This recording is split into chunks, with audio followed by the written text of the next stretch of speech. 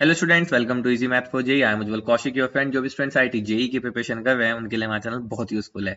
आज का क्वेश्चन है, consider a curve in the first quadrant as shown in figure. Let the area A1 is twice the area of A2, then the normal to the curve perpendicular to this line does not passes through the point. तो basically normal find करनी है, उससे पहले curve find करना है। तो देखो, curve given है y equal to y x, मुझे नहीं पता है क्या फंक्शन ऑफ x है। देखो मैं कैसे करता हूँ, सबसे पहले जो कंडीशन की है वो लिख लेते हैं, A1 is twice the area of A2। तो A1 is equal to twice the area of A2, ये मुझे गिवन है। दूसरा, अगर देखो मैं यहाँ पे ध्यान दूं तो मुझे यहाँ पे ये एक रेक्टेंगल गिवन है। ठीक है, ये जो पूरी की पूरी शेप है ये एक रेक्टेंगल गिवन है, राइट, जो मैंने येलो से दिखाया है। वहीं दूसरी ओर अब ये वाला जो पार्ट है जिसमें शेड नहीं था, ये भी एक रेक्टेंगल गिवन है। ठीक है, तो जो अब ये रिमेनिंग मेरा पार्ट रह गया येलो वाला, ये मेरा A1 प्लस A2 है। ठीक है, तो मैं कह सकता हूं कि जो मेरा area of A1 plus A2 है, ये किसके इक्वल होगा।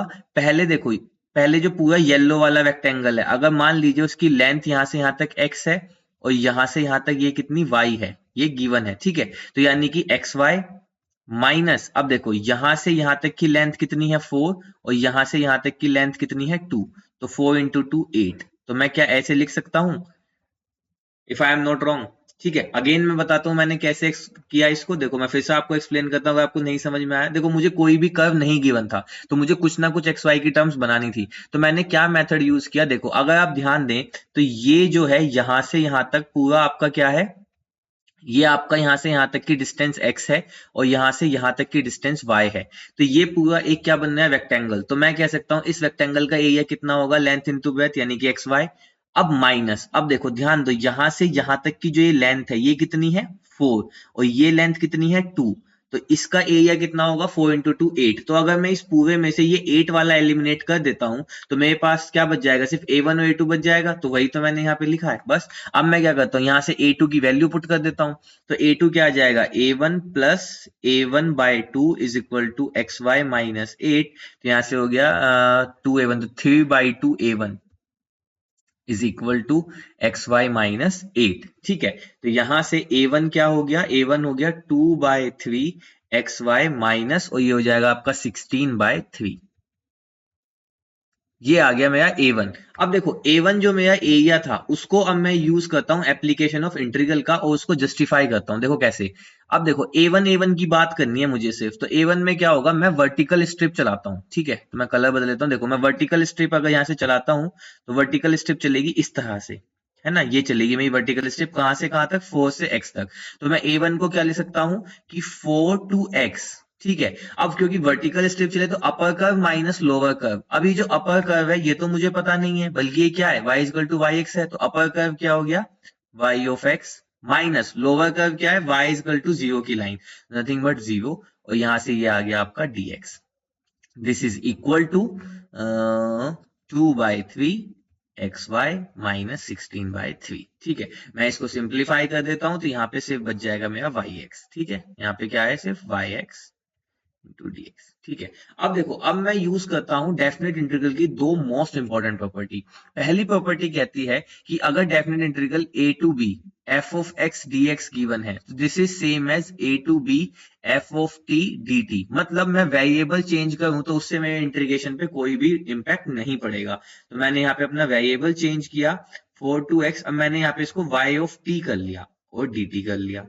ठीक है, this is equal to 2/3 x y minus 16/3। ठीक है, कोई प्रॉब्लम तो नहीं है। यहाँ पे मेरा वेरिएबल x था, मैंने उसको t कर लिया। अब मैं यहाँ पे दूसरा यूज करने वाला हूं लेबनीज रूल। लेबनीज रूल क्या होता है, लेबनीज रूल हम जब यूज करते हैं जब हम इंटीग्रेशन करते हैं, डिफरेंशिएशन करते हैं इंटीग्रेशन का। ठीक है, तो देखो वो क्या होता है, nothing but differentiation of a integration. अगर आपको नहीं पता तो मैं बता देता हूं। अगर आपको लिमिट गिवन हो ax टू bx यानी कोई फंक्शन ऑफ x, और यहाँ पे आपको गिवन हो function f of t dt, ठीक है, और आपको इसका डिफरेंशिएशन करना हो। ठीक है, तो ये किसके इक्वल होता है, f ऑफ अपर लिमिट, तो t की जगह अपर लिमिट रखते हैं, इनटू अपर लिमिट का डिफरेंशिएशन माइनस, अब t की जगह लोअर लिमिट रखेंगे इनटू लोअर लिमिट का डिफरेंशिएशन। ठीक है, ये होता है बेसिकली मेरा लेबनीज रूल। अब मुझे इसी को यहां पे यूज करना है। मैं क्या करता हूं, दोनों साइड डिफरेंशिएट कर देता हूं।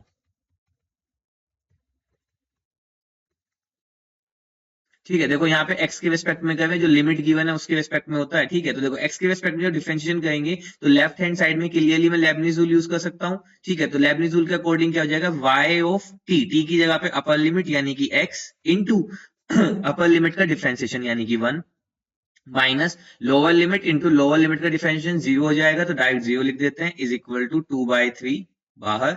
अब देखो x y का करेंगे dy by d x plus y, x का करेंगे तो 1 और 16/3 क्या हो जाएगा यहाँ से 0। ठीक है, तो यहाँ से मेरा y of x this is equal to 2/3 x dy by d x plus 2/3 y। ठीक है, अब देखो क्वेश्चन में गिवन था y is equal to y of x, तो मैं y ऑफ x को y से रिप्लेस कर सकता हूं, तो y is equal to 2/3 x dy by d x plus 2/3 y। अब इस 2/3 y को लेफ्ट हैंड साइड ले आइए, तो ये हो जाएगा y minus 2/3 y is equal to 2/3 x, तो यहाँ पे आ जाएगा dy by d x. LCM लेंगे तो 3y माइनस 2y, तो 1 बच जाएगा, तो यानी कि y by 3 is equal to 2/3 x, तो यहाँ पे बच जाएगा dy बाई डी एक्स। ठीक है, अब 3 से 3 कैंसिल, तो यहाँ पे बच गया ये हमारा, तो हम इसको सेपरेट कर लेते हैं, तो ये हो जाएगा बेसिकली x यानी कि 1/x, सॉरी x को इधर ले आएंगे तो ये हो जाएगा 1/x और dx चला गया इधर इज इक्वल टू 2 dy और y को ले आएंगे तो इधर। अब दोनों साइड अगर इंटीग्रेट कर देते हैं तो यहाँ से क्या है log x is equal to 2 log y। ठीक है, और प्लस में कांस्टेंट c, तो देखो कांस्टेंट c हम ऐड कर लेते हैं, किसी भी साइड कर लेते हैं, कोई दिक्कत नहीं है, यहाँ पे कर लेते हैं चलो। ठीक है, तो ये हो जाएगा log x is equal to log y square into C. ठीक है, ये कैसे हुआ, हमने यहाँ पे log की दो प्रॉपर्टी यूज की है, मैं आपको बता देता हूँ कौन सी प्रॉपर्टी। पहली हमने यूज की exponent, log a to power b क्या होता है b log a, और दूसरी यहाँ पे यूज की है log a plus log b that is equal to log ab। ठीक है, देखो तो यहाँ पे मैं इसको थोड़ा सा एक्सप्लेन ही कर देता हूँ। तो पहले हमने क्या किया, अब देखो ये वाली प्रॉपर्टी यूज की एक्सपोनेंट, तो इस प्रॉपर्टी की हेल्प से हो जाएगा log y square plus log c। अब हमने दूसरी प्रॉपर्टी यूज कर ली, तो that is equal to log y square into c। अब क्या करते हैं, दोनों साइड एक्सपोनेंट ले लेते हैं, तो ये हो जाएगा x square x is equal to y square c। ठीक है, एक्सपोनेंट लेने पे log कैंसिल हो जाएगा। अब इनिशियल कंडीशन मुझे कुछ गिवन होगी, चलिए इनिशियल कंडीशन देखते हैं क्या गिवन है। अच्छा, इनिशियल कंडीशन कुछ गिवन नहीं है, नहीं गिवन है, यहाँ पे हमें थोड़ा सा सोचना होगा। इनिशियल कंडीशन देखो कैसे, यहाँ पे ये गिवन है, ये है x इज इक्वल टू 4 की लाइन और ये है y इज इक्वल टू 2 की लाइन, तो ये पॉइंट क्या है 2, x की वैल्यू 4 है, सॉरी 4,2, ये पॉइंट क्या है 4,2 और ये इस कर्व पे लाई कर रहा है ना, तो यानी कि यही इसकी क्या है इनिशियल कंडीशन है, यानी कि 4,2 जो हमारे पास सोल्यूशन आया है इसको क्या करेगा सेटिस्फाई करेगा। तो करा देते हैं 4,2, यही इनिशियल कंडीशन है। देखो कितनी स्मार्टली इनिशियल कंडीशन हमें गिवन थी, विल सेटिस्फाई दिस। देखो x की जगह रखेंगे 4, y की जगह 2 का स्क्वायर 4c, तो c की वैल्यू आ गई यहाँ से 1। तो मेरा कर्व क्या आ गया, बेसिकली कर्व आ गया y square is equal to x। तो मैं यहाँ पे लिख लेता हूँ कर्व क्या आ गया, y square is equal to x। ये आ गया मेरा कर्व। अब मुझे गिवन क्या था, मुझे कहा गया था कि जो y square equal to x curve आया, चलिए मैं इधर स्पेस बना लेता हूं क्योंकि मुझे जरूरत पड़ेगी। ठीक है, तो ये मेरा कर्व आ गया y square is equal to x। ठीक है, अब मुझे कहा गया था कि ये क्या आ गया, बेसिकली एक पैराबोला, पैराबोला कंपैरिजन करूं y square is equal to 4x से, तो स्टैंडर्ड पैराबोला मेरा ये आया है। ठीक है, कहा गया था the normal to this curve perpendicular to this line. अब देखो लाइन क्या गिवन है, पहले लाइन लिख लेते हैं, 2x minus 12y is equal to 5। तो यहां से अगर मैं इस लाइन का स्लोप निकालता हूं, ठीक है, मैं उसे m1 कहता हूं, तो वो क्या आएगा माइनस एक्स का कोफिशिएंट अपॉन y का कोफिशिएंट, तो यानी कि 1/6। यहां से स्लोप कितना आ गया 1/6। अब क्योंकि जो नॉर्मल टू दिस कर्व है, यानी कि जो मेरी पैराबोला की जो नॉर्मल है वो परपेंडिकुलर है इसके, और हम जानते हैं अगर दो लाइन परपेंडिकुलर होती हैं तो उनके स्लोप का प्रोडक्ट क्या होता है -1 के इक्वल होता है। तो अगर मैंने इसका स्लोप m1 बोला और मैं नॉर्मल के स्लोप को mn बोलता हूं, ठीक है, तो इन दोनों का जो प्रोडक्ट होगा वो -1 के इक्वल होगा। तो यहां से मेरा जो स्लोप ऑफ नॉर्मल आ जाएगा वो कितना आ जाएगा, slope of normal that is -6। Slope of normal कितना आ जाएगा, -6 आ जाएगा। बस अब उसके बाद क्या, हमारा क्वेश्चन खत्म। अब हम यहाँ पे जानते हैं नॉर्मल की इक्वेशन क्या होती है। ठीक है, equation of sorry normal, equation of normal क्या होती है, y is equal to mx minus 2am minus am cube.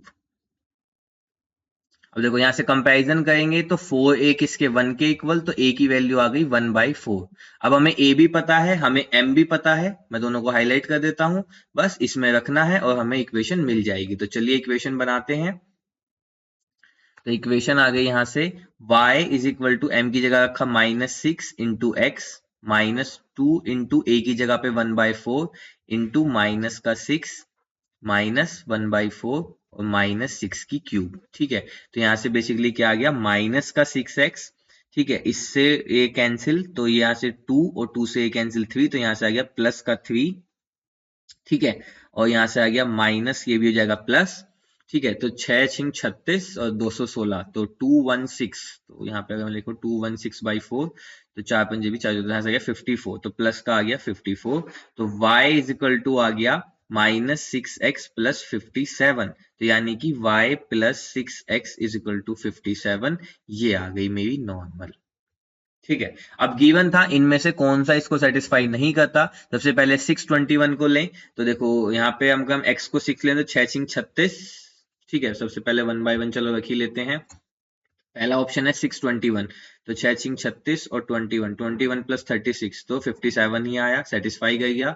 दूसरा 8,9, तो x की जगह पे 8, तो 8 6 48, 9 प्लस 48, फिर से 57 आ गया, सेटिस्फाई कर गया।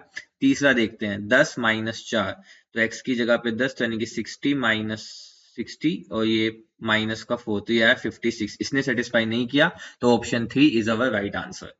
So I hope you are able to understand the video. If you have still doubt, you can ask to me into the comment box. Thank you very much. Please subscribe the channel. Be happy.